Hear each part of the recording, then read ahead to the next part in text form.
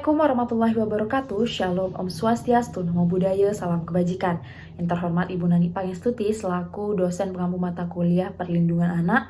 Saya Taruna Madya Tri Apriliana Dewi, STB 4358, izin untuk menyampaikan pembahasan mengenai hak anak yang berhadapan dengan hukum. Sebelum memasuki pokok pembahasan, alangkah baiknya kita harus paham terlebih dahulu siapa yang disebut sebagai anak. Yang ini atau yang ini. Nah, dalam Undang-Undang Nomor 13 Tahun 2003 tentang Ketenagakerjaan, Pasal 1 Angka 26, yang dimaksud dengan anak adalah seseorang yang belum berusia 18 tahun. Kemudian dalam Pasal 45 Kitab Undang-Undang Hukum Pidana juga dijelaskan mengenai pengertian anak adalah seseorang yang belum berusia 16 tahun. Kemudian pengertian ketiga yaitu terkandung dalam Undang-Undang Nomor 23 Tahun 2002 Junto Undang-Undang Nomor 35 Tahun 2014 tentang perlindungan anak, yaitu yang dimaksud dengan anak adalah seseorang yang belum berusia 18 tahun termasuk anak yang masih di dalam kandungan. Lantas dari pengertian ini yang mana yang diterapkan di Indonesia? Dari ketiga pengertian ini semuanya diterapkan di Indonesia dikarenakan dalam hukum positif Indonesia terdapat pluralisme pengertian dan kriteria anak.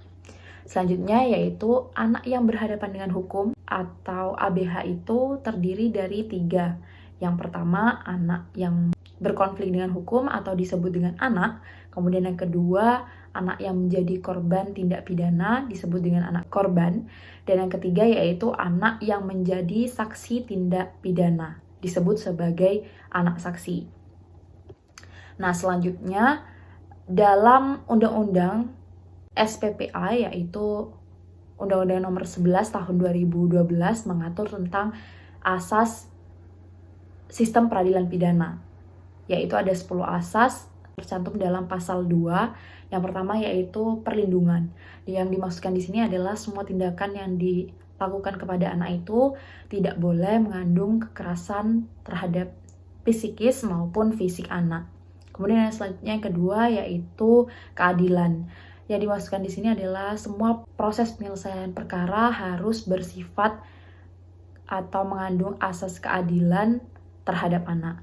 Kemudian yang ketiga ada asas non-diskriminasi, artinya tidak boleh ada perbedaan yang diterima oleh anak berdasarkan suku, agama, budaya, warna kulit, golongan, ataupun tingkat status ekonomi. Jadi semua yang diperlakukan dalam sistem peradilan anak itu harus sama.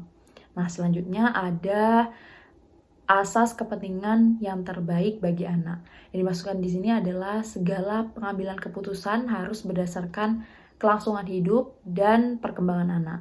Hal ini didasarkan karena anak masih dalam proses pertumbuhan, artinya anak itu kebanyakan belum paham mengenai tindakan yang mereka lakukan, mudah terintimidasi dan mudah terhasut.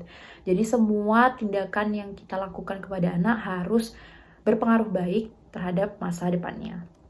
Kemudian asas yang selanjutnya adalah penghargaan terhadap pendapat anak. Jadi dalam proses peradilan anak itu memperoleh atau diberikan penghormatan atas hak berpartisipasi dan menyatakan pendapatnya dalam pengambilan keputusan, baik menyangkut kehidupan pribadi anak. Nah, selanjutnya ada asas kelangsungan hidup dan tumbuh kembang anak. Yang dimaksudkan adalah hak asasi yang paling dasar di mana dilindungi oleh negara, pemerintah, masyarakat, keluarga maupun orang tua. Jadi semua tindakan ataupun keputusan yang dilakukan kepada anak itu harus berorientasi pada kelangsungan hidup dan perkembangan anak. Nah, selanjutnya ada asas pembinaan dan pembimbingan anak. Hal ini dilakukan adalah kegiatan meningkatkan dan menuntun anak untuk meningkatkan intelektual, ketakwaan terhadap Tuhan Yang Maha Esa, sikap dan perilaku, serta keterampilan dan profesional sehingga anak itu terlatih dan menjadi lebih baik dari sebelumnya.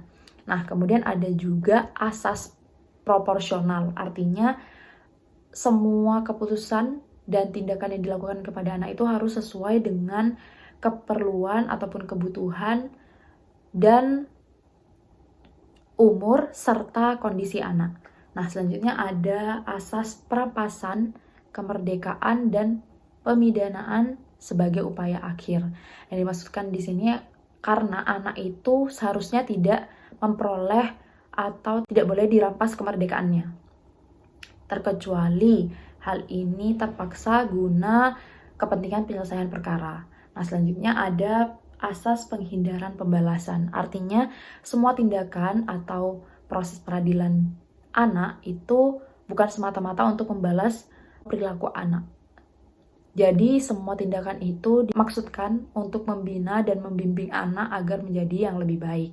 Nah, dari 10 asas ini, mengapa diperlakukan kepada anak? Karena anak itu tidak bisa disamakan dengan orang dewasa. Seperti yang disebutkan sebelumnya, anak mempunyai kebutuhan khusus karena masih dalam proses pertumbuhan, mudah diintimidasi, mudah terhasut. Jadi, dalam sistem peradilan pidana itu, anak diperlakukan khusus. Nah, selanjutnya dalam Undang-Undang Sistem Peradilan Pidana Anak juga terkandung hak anak. Disebutkan dalam pasal 3 Undang-Undang Nomor 11 Tahun 2012. Yang pertama yaitu diperlakukan secara manusiawi dengan memperhatikan kebutuhan sesuai dengan umur. Nah, kemudian yang kedua dipisahkan dari orang dewasa. Selanjutnya yaitu memperoleh bantuan hukum dan bantuan lain secara efektif. Kemudian yang keempat yaitu memperoleh kegiatan rekreasional. Rekreasional artinya semua tindakan itu harus bersifat menyenangkan, bukan mengintimidasi ataupun membuat anak trauma. Nah, selanjutnya yaitu bebas dari penyiksaan, penghukuman atau perlakuan yang tidak manusiawi, serta merendahkan derajat martabatnya. Hak yang keenam yaitu tidak dijatuhi pidana mati atau pidana seumur hidup. Selanjutnya yaitu hak tidak ditangkap, ditahan, atau dipenjara kecuali sebagai upaya terakhir dan dalam waktu yang paling singkat. Nah, di sini juga akan berhubungan dengan keadilan restoratif yang akan dijelaskan lebih lanjut.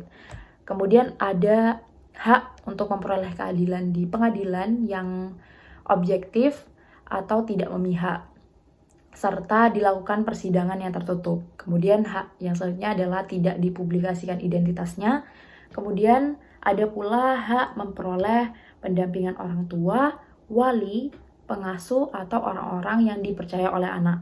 Nah, kemudian memperoleh advokasi sosial. Nah, advokasi hak ini akan diperoleh anak yang menjadi korban kekerasan seksual. Jadi, mereka akan diberikan kepercayaan sehingga tidak merasa trauma.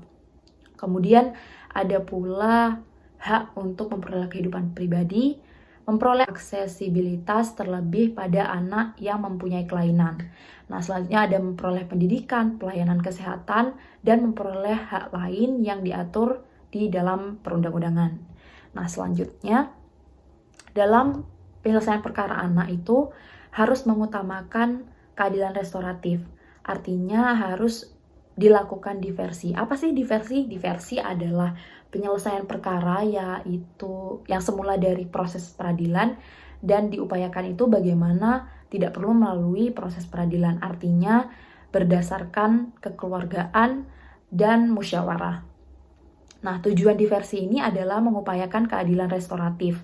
Artinya penyelesaian perkara yang melibatkan pelaku, korban, keluarga korban, ataupun pihak-pihak yang terkait untuk mendapatkan penyelesaian guna mengembalikan keadaan semula atau bukan berdasarkan pembalasan seperti asas sistem peradilan anak yang dijelaskan sebelumnya.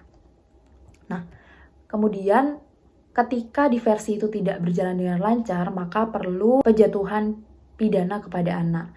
Karena dalam implementasinya itu diversi ada beberapa syarat yang harus terpenuhi. Misalkan tindakan pidana anak itu tidak tergolong tindakan yang diancam 7 tahun atau bukan pengulangan tindakan pidana atau residivis. Nah, ketika diversi tidak berjalan dengan lancar, maka anak akan memperoleh pidana yang akan ditempatkan dalam lembaga khusus yang disebut LPKA, yaitu Lembaga Pembinaan Khusus Anak. Nah, dalam LPKA ini anak menjalankan pidananya dengan memperoleh pendidikan, keterampilan, serta pelatihan-pelatihan yang menunjang masa depan mereka. Kemudian dalam implementasinya di lapangan juga tidak semua anak itu ditempatkan di dalam LPKA, dikarenakan di berbagai wilayah Indonesia ini ada yang tidak mempunyai unit pelaksana teknis LPKA, jadi mengharuskan anak itu ditempatkan di rutan maupun di lapas orang dewasa. Namun pemasyarakatan itu tetap mengupayakan hak anak tetap terjaga, jadi biasanya anak itu ditempatkan di dalam kamar yang berbeda dengan orang dewasa. Ini merupakan pengalaman saya. Di dalam lapas Bondowoso itu juga terdapat anak yang ditempatkan dikarenakan di Bondowoso itu tidak terdapat LPKA.